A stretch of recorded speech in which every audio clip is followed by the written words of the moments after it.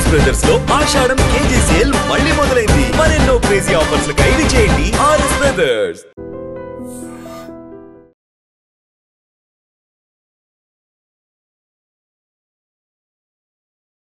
నమస్తే, welcome to iDream talking point with Kavitha.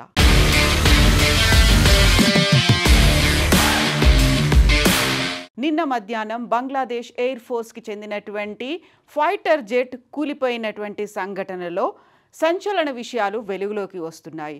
China made fighter jet, అది కాలం చెల్లింది. Very old fighter జెట్ని వాడడం వల్లే ఇలాంటి ప్రమాదం సంభవించినట్టుగా డిఫెన్స్ వర్గాలు, అక్కడున్నటువంటి మీడియా కూడా గట్టిగా చెప్తున్నాయి. దీనికి ప్రధాన కారణం సోవియట్ యూనియన్ టైంలో మిగ్ తయారు చేసిన దానికి ఒక రెప్లికా లాగా దాన్ని మోడల్ తీసుకొని చైనా దీన్ని తయారు చేసింది. ఈ తయారీ కూడా 2013లోనే ఆగిపోయినప్పటికీ బంగ్లాదేశ్ ఇప్పటికీ కూడా వాటి మీదే డిపెండ్ అవ్వాల్సినటువంటి పరిస్థితి. దానికి ప్రధానమైనటువంటి కారణం అఫోర్డబుల్గా ఉంటుంది, ఫ్లెక్సిబుల్గా కూడా ఉంటుంది అనేది.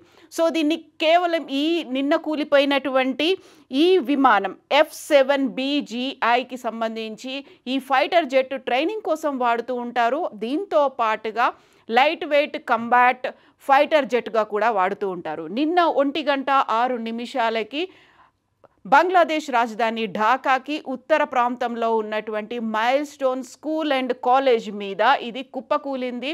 పైలట్ దాన్ని ఎజెక్ట్ చేయాలని చూసినప్పటికీ కూడా పాసిబిలిటీ లేకపోవడం, ఆ తర్వాత జనాభా రద్దీ ఉన్నటువంటి ప్రాంతం కాకుండా కొంచెం దూరం తీసుకెళ్దాము అని చేసినటువంటి ప్రయత్నాలు కూడా ఫలించకపోవడంతో గాయాల పాలైనటువంటి పైలట్ని తీసుకెళ్లే ప్రయత్నం చేసినప్పటికీ అంబులెన్స్లో హాస్పిటల్కి తీసుకెళ్లిన తను మరణించారు.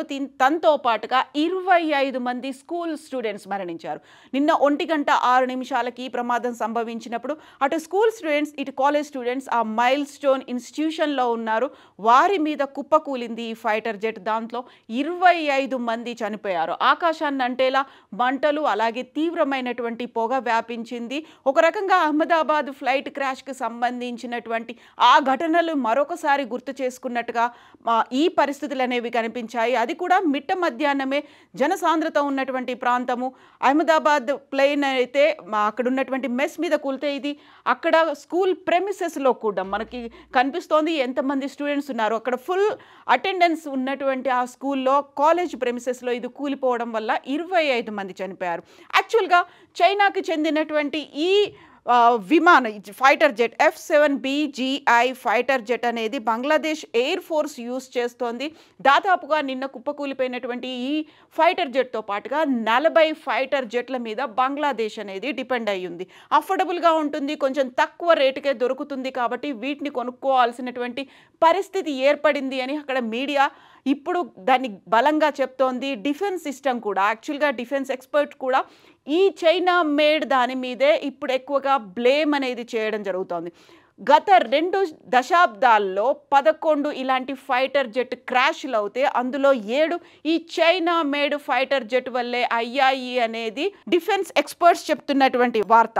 నిన్న దీన్ని ఈ ఫైటర్ జెట్ని రన్ చేసినటువంటి పైలట్ వెరీ ఫస్ట్ సోలో ఫ్లైట్ను తీసుకొని వచ్చాడు. అంటే తను ట్రైనింగ్ అవుతూ ఉన్నాడు, వెరీ ఫస్ట్ టైం తను సోలోగా ఈ ఫైటర్ జెట్ని తీసుకొచ్చారు.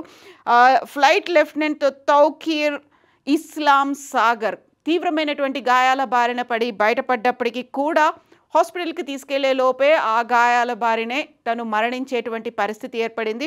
ఇలాంటి పరిస్థితుల్లో యాక్చువల్గా చైనా మేడ్ ఫైటర్ జెట్ల మీద రిలై అవ్వాల్సినటువంటి అవసరం లేదు, మనం దాన్ని ఆ బర్డన్ని తగ్గించుకోవాలి అనే మాట ముందు నుంచి చెప్తున్నప్పటికీ అక్కడ ప్రస్తుతం ఉన్నటువంటి ఆర్థిక పరిస్థితుల దృష్ట్యా బంగ్లాదేశ్ దీని మీదే డిపెండ్ అవ్వక తప్పని పరిస్థితి. యాక్చువల్గా ఇది కేవలం బంగ్లాదేశ్లోనే కాదు, గతంలో మయన్మార్తో పాటుగా చైనాలో కూడా ఈ ఫైటర్ జెట్ ఇలాంటి మాల్ ఫంక్షన్కే గురైంది. అందులో ఉన్నటువంటి టెక్నికల్ ఎఫెక్ట్స్ అనేవి ఉన్నాయా, అది తీవ్రమైనటువంటి ప్రమాదాన్ని చూపిస్తున్నాయి. నిన్న జరిగినటువంటి ఈ ఫైటర్ జెట్ క్రాష్ బంగ్లాదేశ్ చరిత్రలోనే అతి పెద్దదిగా భావిస్తున్నారు. వెరీ రీసెంట్ టైంలో జరిగినటువంటి అతిపెద్ద ప్రమాదంగా దీన్ని అభివర్ణిస్తున్నారు.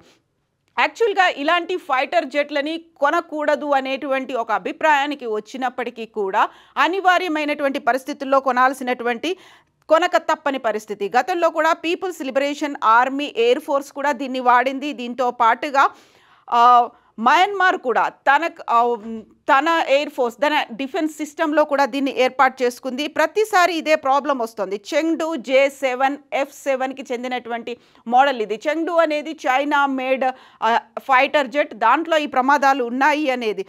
చెంగ్డు J7 ఆర్ F7గా పిలుస్తుంటారు. ఈ గ్రిమ్ హిస్టరీ ఉంది, దానికి ఒక బ్యాక్గ్రౌండ్ అనేది ఉంది, మాల్ ఫంక్షన్స్ అనేవి ఉంటాయి, ఇంజన్ ఫెయిల్యూర్స్ ఉన్నాయి, at the same time fatal crashes అంటే మరణాలకు సంభవించేలా క్రాషెస్ అనేవి కూడా ఉన్నటువంటి హిస్టరీ ఉంది. ఇది విభిన్నమైనటువంటి వివిధ దేశాల్లో ఎయిర్ ఫోర్స్ దీని మీద డిపెండ్ అవ్వక తప్పని పరిస్థితి ఉంది. 2025లో మయన్మార్ ఎయిర్ ఫోర్స్ J7 అది ఒక టౌన్షిప్ మీద పడిపోయింది. అక్కడ కూడా టెక్నికల్ ఎర్రర్ వల్లే జరిగింది అనేటువంటి రిపోర్ట్స్ని బంగ్లాదేశ్ మీడియా ఇప్పుడు ప్రధానంగా ప్రచురిస్తోంది.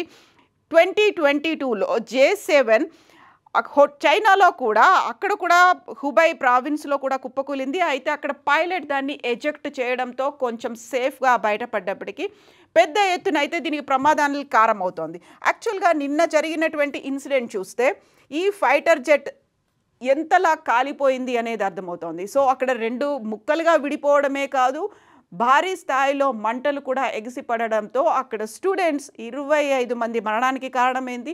170 మంది స్టూడెంట్స్ ఇప్పటికీ హాస్పిటల్ల పాలై ఉన్నారు. అందులో తీవ్రమైనటువంటి గాయాలు అవడంతో పాటుగా ఎమర్జెన్సీ అత్యవసర పరిస్థితుల్లో ఐసీయూలో ఉన్నటువంటి స్టూడెంట్స్ కూడా ఉన్నారు. సీరియస్ కండిషన్లో ఉన్నారు. ఎంతమందికి ఇప్పుడు మేము బతికించుకోగలము అనేటువంటి పరిస్థితుల్లో ఉంది అని బంగ్లాదేశ్ మీడియా అయితే చెప్తోంది. యాక్చువల్గా బంగ్లాదేశ్ ఈ హిస్టరీకి సంబంధించి చూసినప్పటికి కూడా గత 1992 నుంచి ఇలాంటి 27 క్రాషులు అయ్యాయి. ఇక 2 దశాబ్దాల్లో 11 క్రాషుల్లో ప్రధానంగా చైనా మేడ్ దీనివల్లే ప్రమాదం జరిగితే ఇలాంటి ఫైటర్ జెట్ల వల్లే జరిగింది. సో వీటిని రష్యన్ మేడ్ 3 యాక్సిడెంట్స్ అయ్యాయి. చెకోస్లోవాకియా మేడ్ ఒక ఫైటర్ జెట్తో యాక్సిడెంట్ అయింది. వీటిని ఎంత తొందరగా వీలైతే అంత తొందరగా వదిలించుకునే ప్రయత్నం చేయాలి అని చూసినప్పటికీ కూడా ఆర్థిక భారం, అక్కడ ఉన్నటువంటి సమస్యల వల్ల బంగ్లాదేశ్ వీటి మీదే డిపెండ్ అవ్వాల్సినటువంటి పరిస్థితి. ఇప్పుడు చైనా కూడా చుట్టుపక్కల ఉన్నటువంటి దేశాలకి తన ప్రోడక్ట్స్ అమ్ముకోవడానికి, డిఫెన్స్ సిస్టమ్ని, మెకానిజంని, ఫైటర్ జెట్లని అమ్ముకోవడానికి అమెరికా, రష్యా, ఫ్రాన్స్లతో పోటీ పడుతోంది. అందులో తక్కువ ధరకే అమ్మడం. మనం పాకిస్తాన్తో జరిగినటువంటి ఆపరేషన్ సింధూర్లో కూడా చైనా తన ఫైటర్ జెట్లతో పాటుగా మిసైల్స్ని, తన డిఫెన్స్ మెకానిజంని పాకిస్తాన్కి అందజేసింది. దాంట్లో భారతదేశం చాలా వరకు కూల్ చేసింది. అందులో ఇలాంటి ఫైటర్ జెట్సే ఉన్నాయి.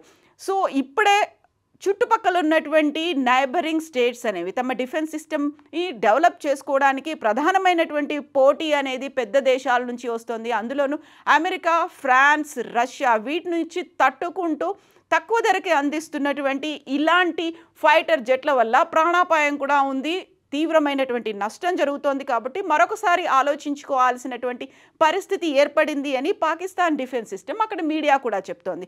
ఇప్పటికైతే 25 మరణాలు సంభవించాయి. దానికి ప్రధానమైనటువంటి కారణం చైనాకి చెందినటువంటి ఫైటర్ జెట్ల వల్ల ఒక ఫెయిల్యూర్, ఒక విషాదకరమైనటువంటి బ్యాక్గ్రౌండ్ ఉండడమే అనేది ఒక భావన.